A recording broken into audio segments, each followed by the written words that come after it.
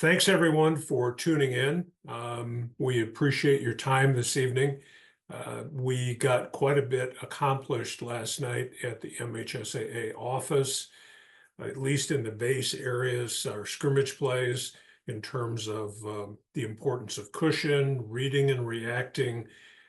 We talked a little bit about some things that will help you, and that came off of the handout.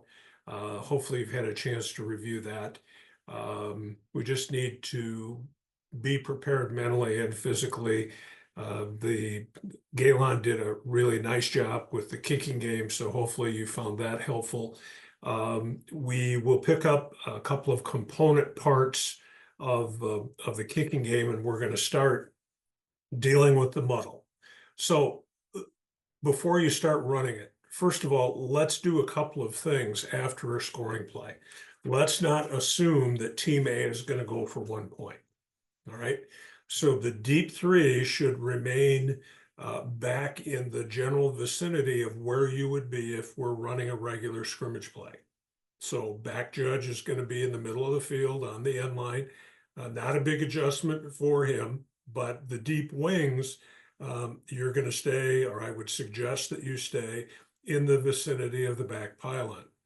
Now, if team A comes out and they line up in the traditional scrimmage kick formation, there'll be plenty of time for the field judge to come over to the upright and for the side judge to come in to assume the double umpire position. But where we get into trouble is like what we have here, where we don't have a kicker and holder in place, but yet we're officiating this play as if it's a 1 point attempt. The umpire is where he belongs, but the side judge is now in as a double umpire, and we have the field judge who is under an upright with the back judge. So we are not really prepared to officiate this play. So our defense is through our preparation, and our preparation is to make sure that we not assume a 1 point attempt. In fact, if anything, we want to assume they're going to go for 2 until they demonstrate to us by getting into the traditional field goal PAT formation with a kicker and holder in place. Now, so in this particular case, the field judge should be at the back pylon on his side of the field, and the side judge should be likewise at the other side back pylon. So since this is not a defined scrimmage kick, they have to have 5 linemen numbered 50 through 79. Now, we're not going to go through the whole litany of everything that they have to do. You just need to be aware, and you need to prepare as a crew that when they occupy this sort of a formation, the scrutiny is as at the highest level. They have to be perfect in everything they do. Their lineup, their numbering, all those sorts of things have to be in place for this to be a legal play from scrimmage. So you're going to need to prepare for that, particularly if you've seen or heard that a particular team uses the muddle. So in this particular case, you can go ahead and run it. There are a number of problems. They didn't have the proper numbering. We've got linemen downfield. A number of things took place, and we ring this up as a score because we're not prepared for the full amount of potential issues that could take place. So let's not be surprised by muddle. And let's make sure that everyone on the crew understands their responsibility in terms of officiating the play. You can see we have a lineman downfield actually is blocking in addition to being ineligible downfield. All right, so the next clip is going to come from West Michigan. Now, this is a 5-person game, but hold it, Gregor, before you run it, all right? Now, you've got a kicker and holder in place, so they can clearly attempt a 1 point PAT. So when you have a kicker and holder in place, then we have to be in position to officiate it accordingly. So the field judge is going to be under the upright with the back judge, and the side judge would move in anticipation that they will shift over. Now, if they run a fake out of this, they are in legal scrimmage kick formation, so they can have numbering exceptions. But in this particular case, it becomes very, very important that the side judge understands that he is truly the umpire over there with those linemen, because the umpire has stayed with the snapper as he should. Now, because it's a scrimmage kick formation, Team A cannot have a player over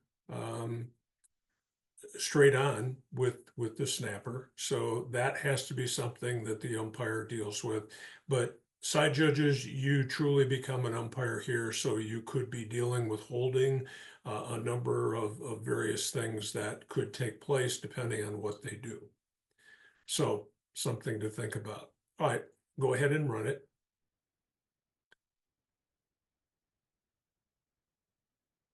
All right, now they make a shift. I didn't see anything there that was particularly abrupt, but the defensive player jumped into the neutral zone. So now we need to make a decision. Did Team A simulate action at the snap, or did Team B just make a bad move and go offside? Now, in this particular case, this was ruled as DOF, and I believe that's the correct ruling. There wasn't anything that was overly abrupt that would lead someone to believe that they were going to snap the ball.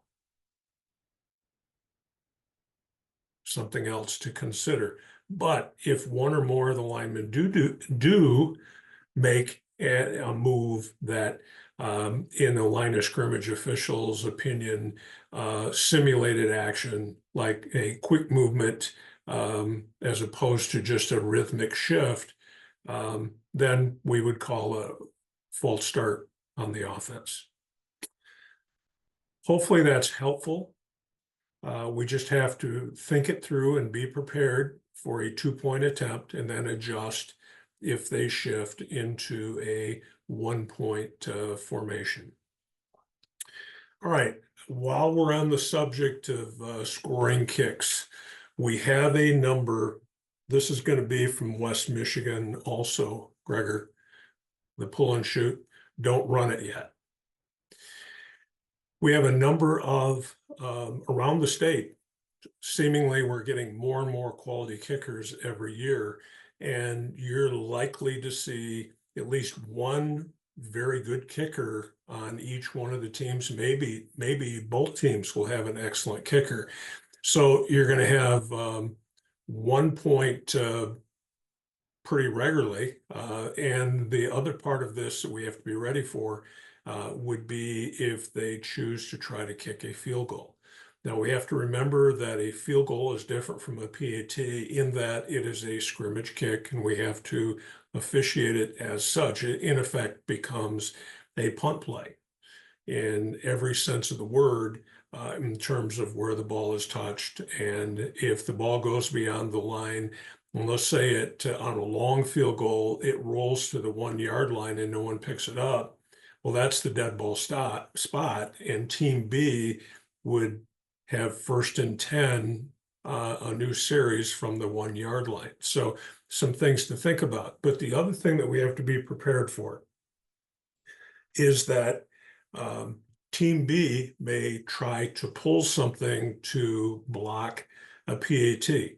Now, they may do something in terms of leverage. They might choose to do some hurdling. For instance, the player that is upright would be to the right of the snapper as we look at the offensive formation. that player is not on the line of scrimmage and would be limited in terms of what he can do relative to hurdling or leaping. But leverage could also be an issue. So side judges, you have to be aware. You have to be on the strong side of the formation. In other words, where the most defensive players are lined up.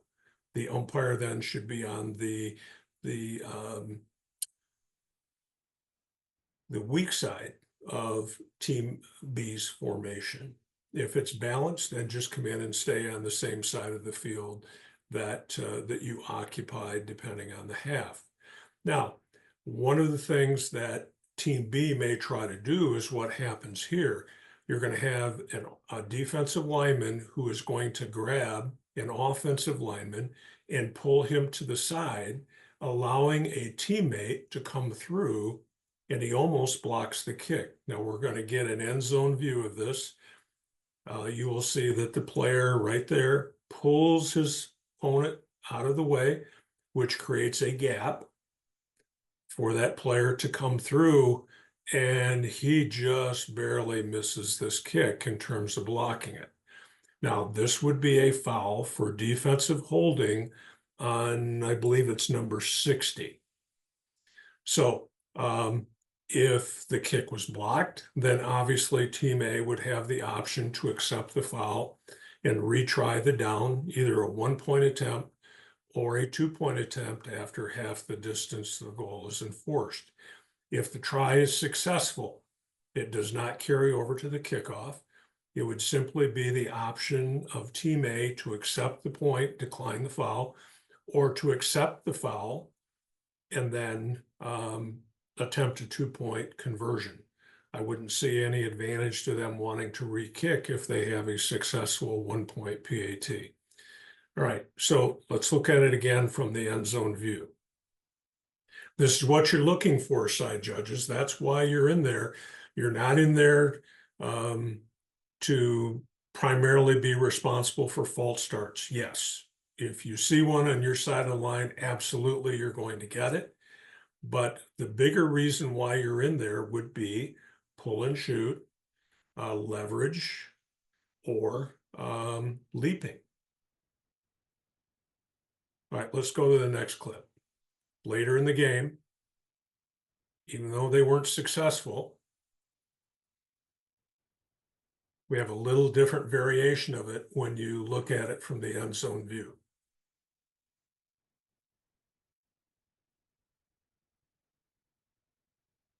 Once again, our friend number 60 pulls the lineman out of the way, back to the inside, so that the teammate can shoot through. 44 comes up and takes his man straight on so that the gap is created for the player standing. I believe it's number 8 or 9 is able to get through. So again, this would be pull and shoot. Now, if you have the pull, but we don't get a teammate through, then we're not going to flag that. We would issue a warning to the player, and we'd also notify the coach that we saw what occurred, and had the player been able to get through, that we would have a foul for defensive holding. If he does get through, he doesn't have to block the kick to earn the foul. If you have the pull and the shoot, we're going to flag that for defensive holding. Hopefully that's clear. All right, so the other topic that we want to talk about tonight is catch, no catch. All right, so this first one is going to be a layup. This one, the Graham in the top row can judge this to be an incomplete pass. But while we're getting it up there, let's remember that there are 3 components to catch, no catch. The first thing is, and the most fundamental part of this, is that the player must get firm control of the ball. The ball cannot be bobbling in his hand or obviously hit the ground. So unless the ball is controlled, you don't have the possibility of a catch. If the player is upright, not going to the ground, then the player must have firm control of the ball long enough to be able to do something common to the game. Hand it, kick it, pass it,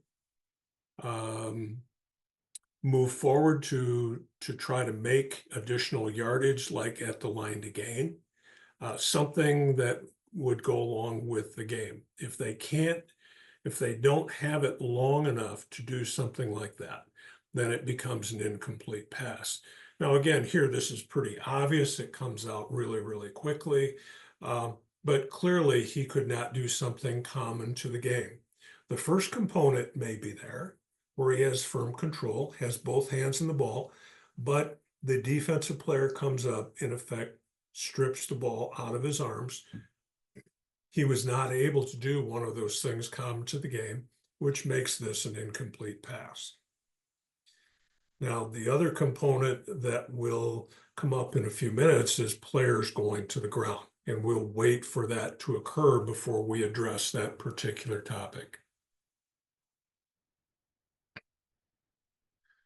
Okay, so we've got a pretty obvious incomplete pass. So there's our layup. All right, let's look at some others. Now, the first part of this play, in fact, you saw this play last night because we used it in a couple of different ways. First of all, the player at the top, that clearly is not enough for a foul. There's just nothing there. There's no advantage to that player coming off the line in what the DB does at the top of the screen. Don't trouble. Yeah, they got hands on each other, but the receiver gets free, is able to run his route. But that's not where the ball is going. Now, you can see that the deep wing at the top, understandably, was looking at that engagement that took place between the DB and the receiver. So he gets a late start here, but is in motion to try to retain or regain his cushion. The back judge is in great position. Now, he started early. He was able to backpedal. And as long as your cushion does not close too quickly to the point where you can't cover the play properly, back judges are able to backpedal. But once again, you don't want to backpedal too long to the point where you sacrifice your coverage. So here, the back judge, because of his cushion, is able to make a great ruling. Now, the player, we don't have high definition. We don't have a reverse angle. We'll get to that hit late in just a minute. But we don't have the reverse angle, but he does have firm control, I believe, but the defensive back almost immediately strips this out. So great call for incomplete pass. Really, really nice mechanics, proper judgment, making this incomplete. Now, is it a big play? Yeah, it's a big play. The most that you should use in terms of a signal for incomplete would be 3 waves of your arm. More than 3 is excessive, okay? On most, 1 very simple signal for incomplete is sufficient. Here, 1, 2, 3, 4, 5, 6. 3 would have been the right number here. And we get support from the other deep wings that come in late, but clearly this is a bread and butter play for the back judge. It opens up to him. He's got the best look at it. Great cushion, great call. Okay. All right, next clip. Oh, we want to talk about the hit. All right, now in a play like this, it's very understandable why we're really, really concerned about catch, no catch. And where we maybe get a little bit of tunnel vision, looking at each other or looking at the field or looking at the player, whatever the case may be. We have to understand, though, that there are other players on the field that are contending and coming down and may have bad intentions. And we don't see what exactly happened, but it certainly appears that a Team B player has pushed a Team A player in the back, and he's not happy about it. He gets up and we probably would have supported a foul if we'd been able to see it. Now, please notice that the deep wing at the top has, he didn't see the action that resulted in the player going to the ground. I can understand that. But now, if you follow, his priority is to go pick up the ball, get the ball. He still is unaware of the fact that we had a problem. He's now looking to bring the ball up the field. Even if you didn't see it initially, we got to pick up and make sure that we clean up the play so that we don't end up with a problem between players, between opponents. All right. Now, from a crew perspective, particularly on a play like this, hopefully our short wings and our umpires don't get tunnel vision. They don't become ball watchers, and that they can see this situation developing coming down the field and can help us and pick us up here with a flag for a UNR, a late hit. We did not have a foul on this play. All right, so crew mechanics as well as deep three mechanics and individual mechanics are in play in a situation like this. All right, next clip. I like the clips that have multiple aspects, multiple teaching points. We use them in different ways, and they make for good discussion plays. All right, here we're going to have a play that's going to challenge the pylon. All right. Now, we talked last night about the fact that we want to back up early when we recognize. Now, this is snap from about the 20. So let's say this is the field judge. Field judge is starting in good position here, back edge of the white. But as this pattern begins to develop and he feels pressure coming his way, he should be backing straight up to what would be the limit line, another 6 feet. And as we discussed last night, the view of the pylon is actually better from 12 feet than it is from 6 feet, all right? So is the sideline. These fields are very, very well marked. We don't need to be over there like we're doing surveying work to be able to determine whether a player is inbounds or out of bounds. So we end up getting to where we need to be. We just move a little bit late. Now, the reason for this clip, we don't get the high definition. We don't have a reverse angle. It appears to be a catch. The thing that I would say is that the deep wing maybe goes a little bit quick, all right? Because in this particular case, the player has to survive the ground. He's got something down inbounds, at least 1 foot, probably 2. He has firm control of the ball, but the timing is such that he's going to have to survive the ground to earn the catch. So we dial this up just a little bit quick. I would prefer that the back judge wait, show me the ball. Okay, now I ring it up, okay? We don't want to hurry. This is one of those plays that we want our pulse rate to remain pretty close to normal as opposed to getting excited and wanting to make a call. See, we go up really, really fast before we've really confirmed that he's survived the ground. Now, for the sake of discussion, let's say that the back judge, see that, and let me also comment, this is not the back judge's place. So the back judge really doesn't need to signal here. No one is going to look at the back judge to determine whether this is a catch or a touchdown. I would prefer that he gets stationary rather than being on the move at the mesh point here. And beyond that, let's say that the field judge rings this up, but the back judge watches the receiver go all the way to the ground and he doesn't survive the ground. The ball comes loose, it rattles around in there, something of concern. All right, at that point, the back judge needs to go to the field judge and say, did you see that all the way to the ground? And if you see saucers for eyes, you know that he didn't. All right. Then you bring your information. All right, this is what happened. When he hit the ground, the ball came loose. He did not have firm control of this. He did not survive the ground. And then we're going to change the call to incomplete. We go to the referee, and all the referee does with the microphone is simply say, the ruling on the field is an incomplete pass. We'll see, this is what down. I don't see the down. Oh, it looks like a 2. So he would say, result of the play is an incomplete pass, 3rd down. All right, we're done. We go back to our positions. We get ready for the next play.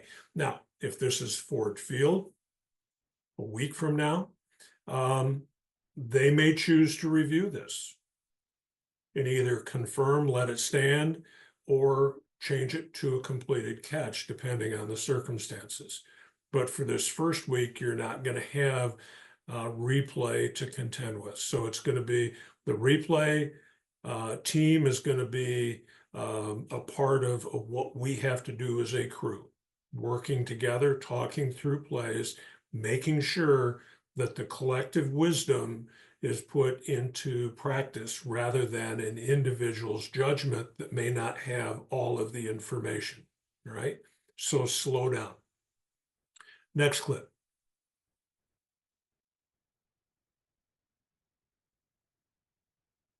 What we're going to get is a play that's going to come to the bottom of the screen. Now, this is really close. This is the closest clip that you're going to see in this whole package. So, does the player do something common to the game? Is he in the process of going to the ground? He's clearly in the process of going to the ground. Now, the question also becomes, does the ball, did he have firm control? And does the ball come out after he is down? Now, in this particular case, there's plenty of smoke here. This is a good decision by the short wing, making this incomplete. But it is close. It's a great discussion play. What is required? Firm control. Okay. Was there firm control? Maybe, maybe not. Was he able to perform some act common to the game? Probably, because he turns toward the sideline, but that only applies if he has, well, he doesn't actually turn to the sideline. So there's another good reason to make this incomplete. And then the third piece, obviously, is he going to the ground, which of course he is. This is just a really nice piece of officiating by our short wing. Good job. And again, 3 signals incomplete is plenty. All right, next clip. But you can see this player is diving for the ball. So clearly he's going to have to survive the ground. And by the way, surviving the ground applies whether the defense causes you to go to the ground or your own body motion to try to catch the pass. Doesn't matter how you're going to the ground. If you're going to the ground, you got to survive the ground. So here, and again, without high definition and reverse angles and all of that, this appears to be a catch, a great catch, albeit. Some other things to consider there that we won't get into in the interest of time on this particular play. Now, the back judge, by virtue of the fact that he's stopping the clock, that tells us that in his mind, he's got a catch, all right? But now on a play like this, the deep wing probably is back there somewhere in the same vicinity as the back judge. So we're going to get views of this by the back judge and the deep wing, in some cases, both deep wings from behind. But the other thing that we're going to get is a view from the front by our short wings and perhaps our umpire. In situations like this, catch, no catch is a crew call, just like in many ways in intentional grounding is a crew call. So if someone has definitive information, like sees the ball not in firm control or that it hits the ground in some way, if the umpire comes and says he's got incomplete, we probably ought to talk about it. But then the person that is coming with that information needs to make sure that there's definitive knowledge on his part by which that brings him into the play.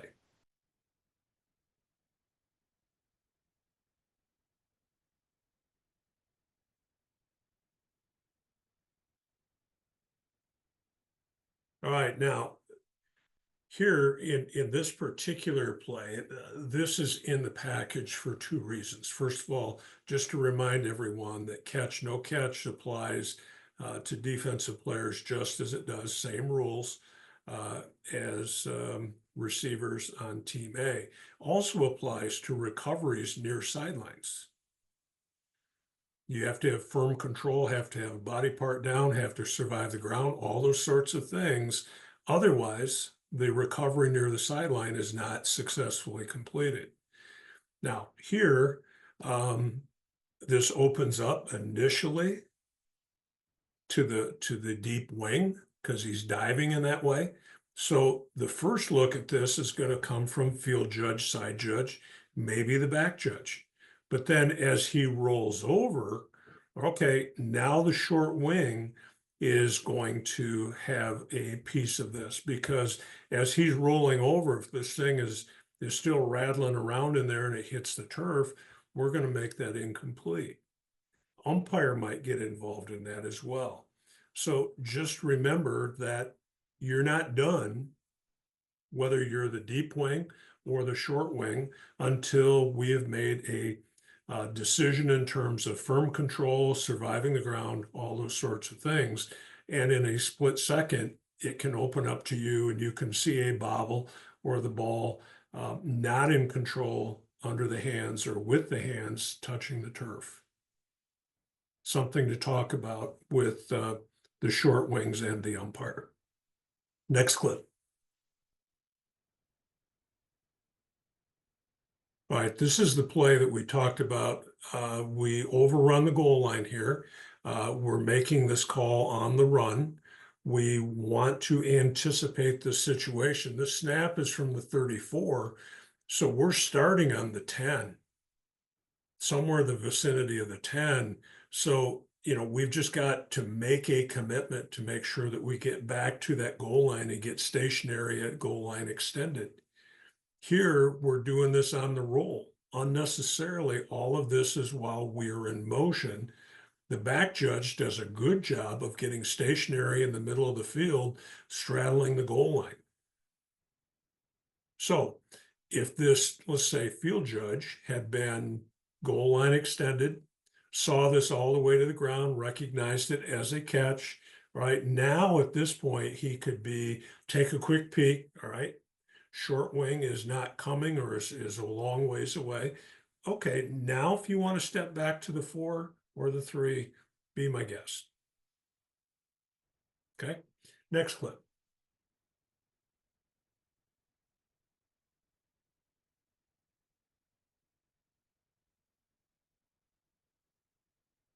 All right, now this involves a couple of different aspects as well. This was not from a semifinal game, obviously. This was from an early season game, but I put it in this package because of the fact that there are two important elements here. There's the catch, no catch. Then this gets broken up. He doesn't survive the ground due to the hit of the player. Clearly could not do something common to the game. Now, the other part of this is this targeting, all right? Now, there's some potential indicators here. You can see that the defender takes aim. It appears that the primary contact is shoulder to shoulder. It's clearly a high hit, which by federation rules can be a foul. I don't see this as being targeting because it does appear to be shoulder to shoulder. Maybe that shoulder is making contact with the helmet of the receiver. Hard to tell. that would be a play that primarily the back judge would need to rule on. Now, obviously, the two deep wings should have opinions on this, but the catbird seat here belongs to the back judge. So the easy part of it is it's an incomplete pass. The difficult part becomes, was there a foul that caused the ball to become incomplete? Questions? Hey, Rich, it's Mike Yes, speaking. sir. Yeah, I had a play if you could pull it up. All right, Michael, you want to talk us through this clip? Yeah, um, what we have here and what we're looking for, what we're looking at is the mechanics of the short wing and the deep wing at the top. They both have two different signals. Okay, good. Well, not good that you have two different opinions. All right, first of all, let's evaluate our mechanics. Short wing is standing right on the sideline.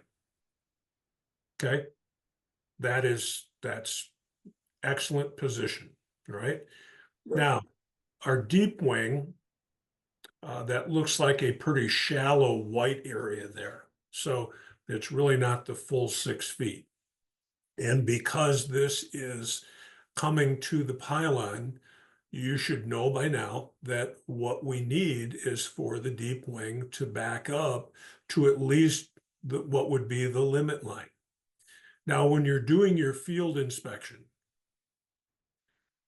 at the goal line, make sure that that orange pylon or that orange marker is moved back.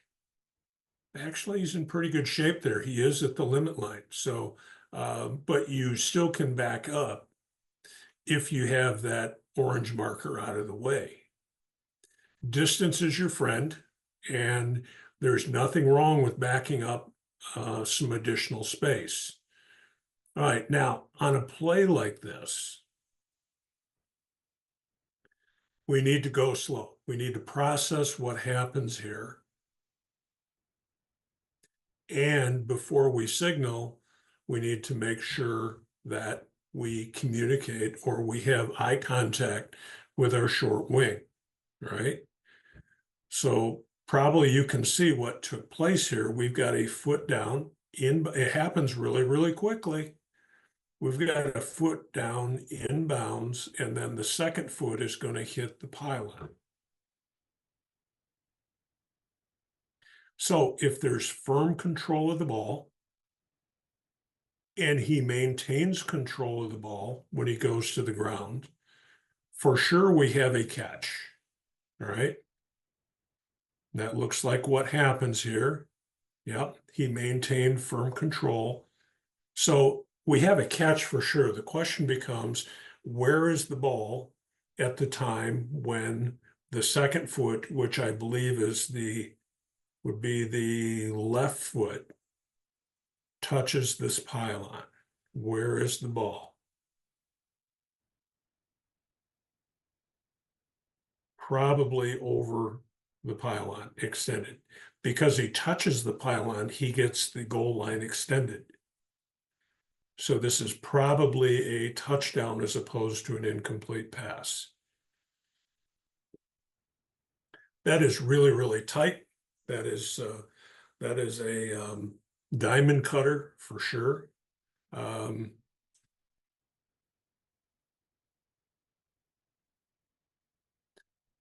it illustrates that aspect of making sure that we work together as a unit over there.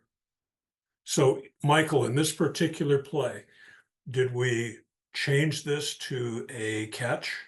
What did we do with it? After a brief discussion of the short wing and the deep wing, the short wing signal catch and first down. Saginaw Valley sideline erupted. I was the line judge on Saginaw Valley side, and coach ran to me. You know, he gave me an earful.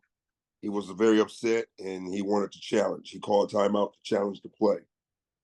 unfortunately for him, but as you see, it was a catch. From film shows 1 foot down. But when the referee and his partner went to the tent, the laptop was not working and would not reboot. So we went with the ruling on the field of a catch. First down, first and goal. All right, so you ruled him out of bounds short of the goal line. Yes. Okay. After reviewing the video now, what do you have? Touchdown. Yeah. Yeah, it doesn't get any closer than this in just about every respect.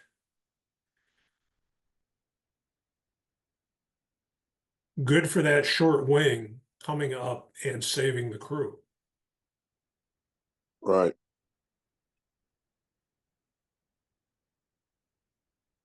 All right, so deep wings, even though you're at the limit line, if you've got that orange marker out of the way, feel free to back up some more. Like Will said last night, it's a football game.